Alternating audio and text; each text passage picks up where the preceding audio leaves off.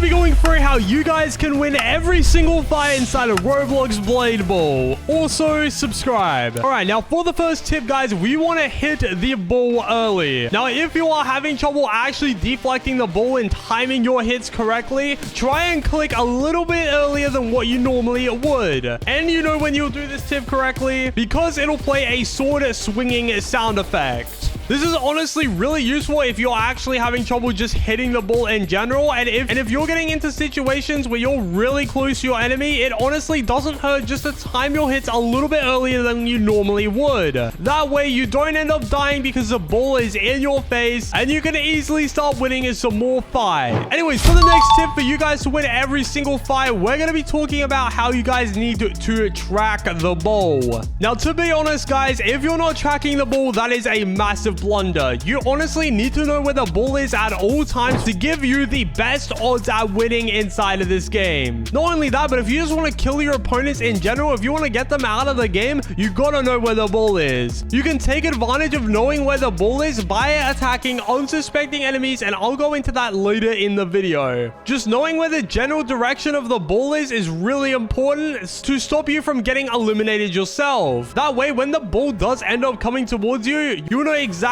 where it is and you'll know how to time your hits correctly. Anyways, for this next tip to win every single fight, we have avoiding getting third-partied. Now, basically, what I mean by this is if you do have 3 people left in your game, you want to stay as far away from those people as possible. Try and distance yourself out. Make sure that you're not getting third-partied or snuck up behind by one of those lost opponents. Because what people will try and do is if you're super distracted on a 1v1, they'll sneak beside you or right behind you, and when the ball is actually targeting them instead of you, they'll just instantly hit it in your face and you'll die. You want to make sure you're avoiding this, not only to stay alive, but to actually focus on eliminating those opponents. If they're not keeping a track of what's going on, and if they're just focused about eliminating you, you can take that to your advantage and do a surprise attack where you actually eliminate the person behind you instead of continuing the 1v1. That way, you'll get a nice sneaky kill off and it will bring you to a stand down. Now, for the next best tip, guys, I'm going to be talking about mastering the movement. Now, honestly, this is preference, but some pro players actually like to stand still when deflecting the ball and some like to move around. Now, me personally,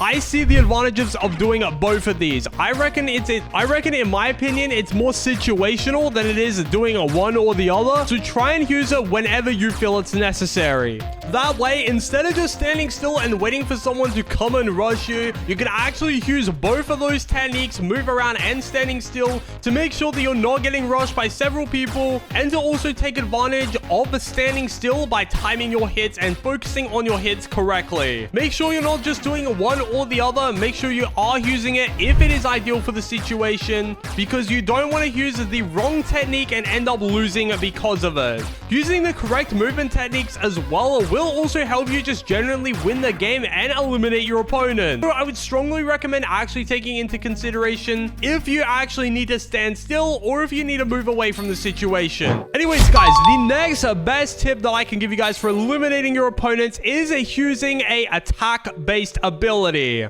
If you're using a attack-based ability in your Bladeable games, you'll actually have a massive advantage over your opponent if they're using either a passive ability or if they're just using a ability that does something else to the ball. If you're using a attack-based ability, you can actually use it as a second deflect in case you missed the first one and desperately need a way to get out of that situation. And not only that, you can actually use it to outplay your opponents as well by tricking them into thinking that you've missed and then secretly using your attack ability on them. The ability that I currently main at the moment is actually my favorite. I'll throw it up on screen right now. I can't quite remember what it's called. It is the most recent ability that came out, and in my opinion at least, it is actually a pretty solid ability, probably one of the best in the game. But hey, if you're wondering how you guys can get some abilities for yourself for completely free, well, let me tell you guys a little secret. If you don't have enough Robux to afford some of the more overpowered abilities, if you are subscribed and you're early to my videos, comment your username down below with what ability you want, or if you want like coins or something, comment your username down below with what ability you want, and I may potentially slide you guys a ability if you're early to my video. videos, you like my videos, and you're subscribed. Anyways, let's move on to the next best trick that you guys can use, and that is actually baiting other people's abilities. Now, this is honestly probably the most crucial on this list if you want to defeat your opponents in a 1v1. You need to make sure that they are using their ability before you use yours, because that way, not only will you know what ability they have, you'll know exactly when and how to counter it. Just remember that your opponents are absolutely clueless. They don't know what ability you're using, so use that to your advantage and make sure that they're using their abilities before you. And once you do counter it as well, you can get an easy, unexpected attack on your opponent. And if you time it correctly, you can sometimes use your opponent's abilities to their disadvantage. For example, if your opponent is using the Rapture ability, and they speed the ball up like crazy, you can either use the ability to slow the ball down completely and get an unexpected play on your opponents, or you can use another ability that speeds up the ball to make it go even faster and definitely get a kill on your opponents. Now, this can be used in 1v1s, but it also can be used generally just throughout the game in general. You want to just keep an eye on what abilities people are using and when they are using them, because if you can bait them out, you're going to have a massive advantage if your opponents don't have any abilities to use. Now, this next trick is probably the most crucial of them all, and that is to check your ping.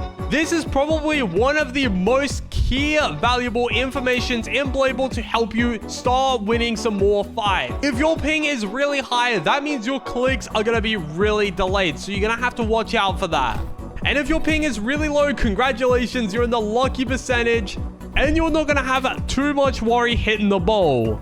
But for instance, if your ping is really high like mine is, I always keep my ping counter open so I know what my ping is and I can calculate when to actually hit the ball. If you're playing on high ping, you actually need to account for it. You need to click sooner and you need to click faster. There is a much smaller window for you to actually hit the ball versus people with lower ping, simply because the ball and the clicks are simply server-sided, which kind of sucks, and I hope Blade Ball fixes that. But for now, you have to use it to your advantage the best way that you can, and knowing this simple trick is definitely the best way to go about it. If your opponents have no idea what their ping is, by the way, they're going to be absolutely clueless as to when to hit the ball exactly. You probably have a rough idea on when to hit the ball, but if you're used to playing on 50 ping and you're now playing on 200 ping, you have to account for it. You cannot play like you're playing on 50 ping. Anyways, for the next best trick to getting a bunch of kills in your games, guys, is to look for unsuspecting players. If you're hurdled up in a crowd and there is a lot of players near you,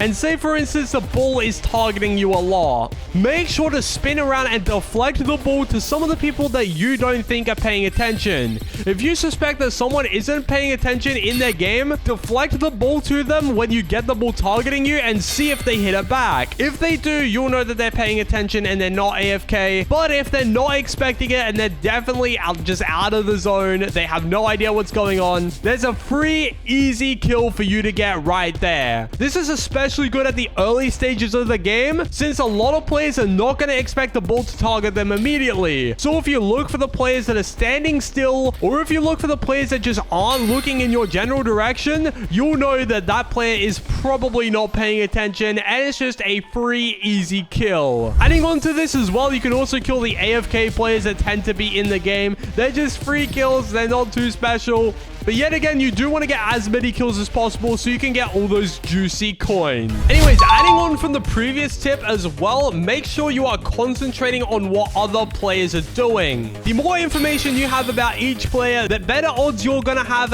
of winning that fight and winning the game. If you know that your opponent doesn't have too many wins, if you know that the player that you're fighting doesn't have too many wins, and they look absolutely clueless, you know that that is a free, easy kill for you to grab. But if the player is really experienced and is dodging all of the attacks and using a crap ton of abilities, then you know to avoid that player at all costs until the later stages of the game, or until they look vulnerable enough to attack. Make sure you're keeping tabs on the leaderboard. Look at everyone else's wins. See how many kills they have. If they have a lot of wins and a lot of kills, you'll know to avoid that player. And you'll know exactly when they get out as well, because they'll no longer appear on the leaderboard. This is really valuable information that you guys will need if you want to start winning some more fights. Make sure you're pick and choosing your fights. Don't just fight anyone. Choose the players that you know you can beat and not players that are going to absolutely destroy you. Leave that for the other players that might accidentally fluke and kill the guy that's really pro at the game. And make sure that you focus on winning all of your fights and winning the game.